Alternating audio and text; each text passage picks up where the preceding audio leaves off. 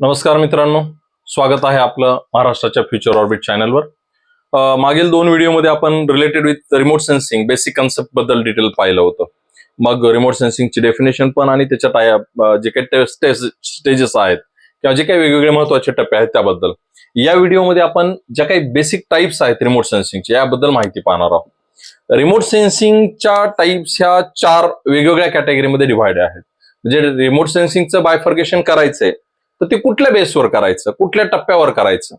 कधी कधी त्याच्यामध्ये जो आपण एनर्जी सोर्स वापरतोय त्याच्या थ्रू केलं जातं. मग तो आर्टिफिशियल आहे का नॅचरल आहे त्याच्या थ्रू केलं जातं. जर वापरतोय तो एनर्जी सोर्स कुठल्या वेव्हलेंथ बँडचा आहे त्याच्या थ्रू केलं जातं. सायमल्टेनियसली याच्यामध्ये किती एनर्जी बँड वापरणार आहे त्याच्या थ्रू केलं जातं. अँड त्याच्यानंतर आपण जे काही प्लॅटफॉर्म वापरतोय त्याच्या थ्रू केलं जातं. तर इथं कन्सेप्ट एक माइंडमध्ये लक्षात ठेवा. आपल्याला वेव्हलेंथ, फ्रिक्वेन्सी हे ऑलरेडी आपण 8th-9th सायन्समध्ये किंवा 8th-9th क्लासमध्ये असताना सायन्समध्ये हा कन्सेप्ट आपण पाहिलेला आहे. फ्रिक्वेन्सीमध्ये number of waves completed in a specific unit time that is called as frequency. And wavelength is 1 crust and 1 ट्रपचं जे काही डिस्टन्स असेल किंवा कंटिन्युअस 1 वेव्ह कम्प्लिशन आपण 1 कॉम्प्रेशन 1 रिफ्रॅक्शनच्या डिस्टन्सला म्हणायला लागतोय.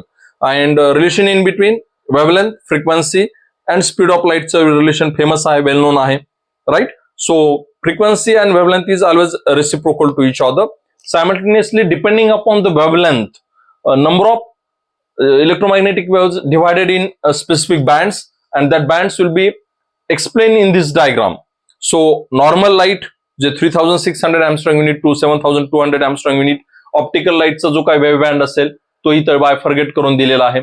याच्या आधी एक्स-रे असेल, गॅमा रे असेल सॉरी, किंवा मायक्रोवेव्ह असेल किंवा एनर्जी सोर्स असतील याचा डिटेल इथं त्या डायग्राम मध्ये देण्याचा प्रयत्न केला गेला आहे. तर आपण आपल्या मूळ टॉपिक कडे, that is basic of remote sensing. Sorry, सुरुवातीला जी काही बेसिक ऑफ रिमोट टाइप्स जी आहे ती सुरुवातीची टाइप्स आपण पाहणार आहोत. इलेक्ट्रोमॅग्नेटिक स्पेक्ट्रा, म्हणजे जो एनर्जी सोर्स इलेक्ट्रोमॅग्नेटिक वेव्हज आपण वापरतोय तर ते कुठले वापरतोय.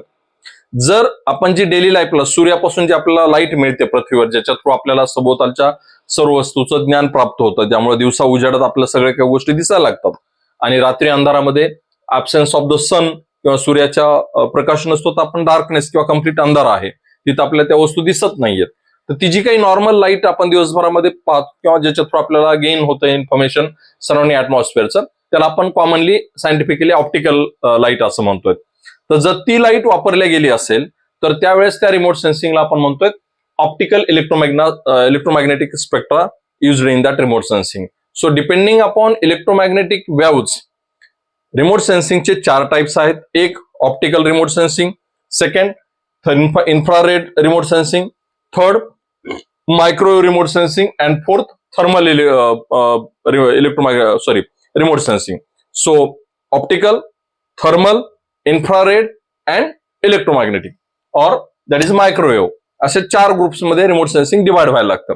ऑप्टिकल लाईट मध्ये आता सांगितलं तसं 3600 Armstrong unit to 7200 Armstrong unit मध्ये यूज केलं जातं, किंवा सिंपल लँग्वेज मध्ये सांगितलं तर 0.4 to 0.7 मायक्रोमीटर या वेव्हलेंथची जी काही एनर्जी सोर्स असेल ती जर वापरली तर त्याला आपण म्हणायचं ऑप्टिकल रिमोट सेन्सिंग.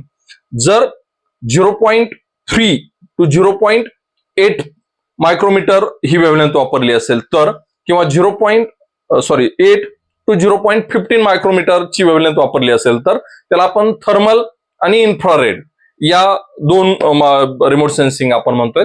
म्हणजे थर्मल जर रिमोट सेन्सिंग असेल किंवा तुमचे जर इन्फ्रारेड रिमोट सेन्सिंग असेल तर त्यांच्या वेव्ह रेंज काय असतील, 0.3 micrometre to 0.7 micrometre and 0.8 micrometre to 0.15 micrometre and 1 mm to 1 mm to 1 metre ही जर मायक्रोवेव्हची रेंज असेल किंवा वेव्हलेंथची रेंज असेल तर त्याला आपण काय म्हणतोय तर तुमची मायक्रोवेव्ह रिमोट सेन्सिंग. हे असं डिपेंडिंग अपॉन वेव्हलेंथ रिमोट सेन्सिंगच्या 4 टाइप्स आहेत. Optical, infrared, thermal and microwave. Okay. त्याच्यानंतर दुसरं जे काही बायफर्गेशन केलं जातं with the help of energy source. मग नॅचरल एनर्जी सोर्स असेल तर त्याला पॅसिव्ह रिमोट सेन्सिंग म्हणतो, आणि जर आर्टिफिशियली एखाद्या सॅटेलाइटच्या थ्रू आपण रिमोट सेन्सिंग मध्ये मायक्रो जनरेट केलं तर त्याला म्हणायचं ऍक्टिव्ह रिमोट सेन्सिंग.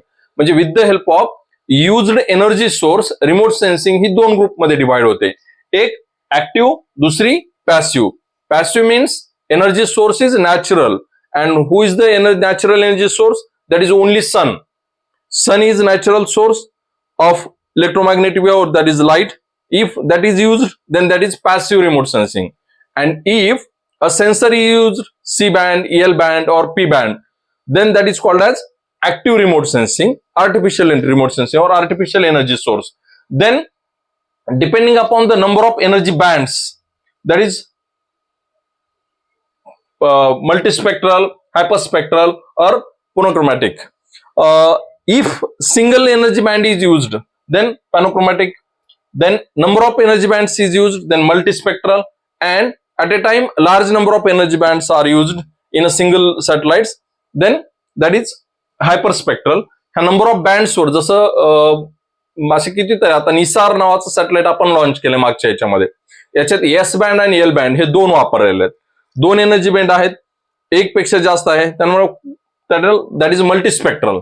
ओके, आणि दोन पेक्षा जर जास्त असतील तर मग ते हायपर स्पेक्ट्रल मध्ये गेलं असतं. आणि लास्ट जो काही प्लॅटफॉर्म आपण युज करतोय तो नेमका कुठल्या थ्रू इन्फॉर्मेशन कलेक्ट करतोय? एक काही ठिकाणी इन्फॉर्मेशन कलेक्ट करत असताना सॅटेलाइट त्या प्लॅनेट भोवती रिव्हॉल्व्ह होत आहेत किंवा रोटेट होत आहेत. That is called as space born किंवा सॅटेलाइट बेस्ड रिमोट सेन्सिंग. जर सॅटेलाइटच्या माध्यमातून आपण एनर्जी कलेक्ट करत असू थ्रू.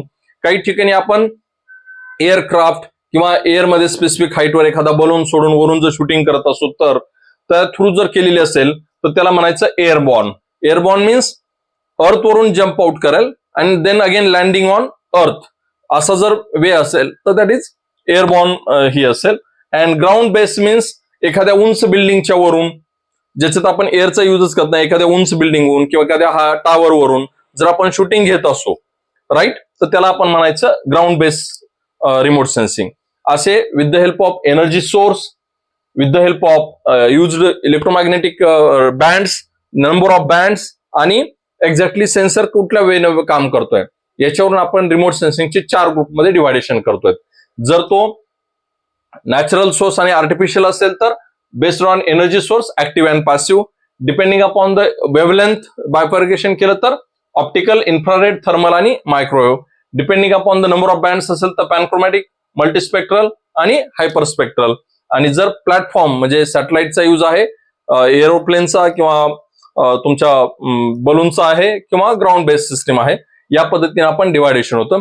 एक्झाम्पल मध्ये सांगायचं झालं तर चांद्रयान 2चं जर आपण सेन्सर, ज्याच्यावर आपली पीएचडी आणि आपला जास्त फोकस किंवा आपण डेप्थ मध्ये ज्याचा स्टडी केला आहे, हा सॅटेलाइट जर आपण चांद्रयान 2चा पाहिला आणि याचं जर रिमोट सेन्सिंगच्या सहाय्यानं बायफर्गेशन करायचं म्हटलं तर कुठला इलेक्ट्रोमॅग्नेटिक स्पेक्ट्रा वापरलाय? मायक्रोवेव्ह, कारण तिथे एल बँड आणि एस बँड हे दोन वापरलेले आहेत.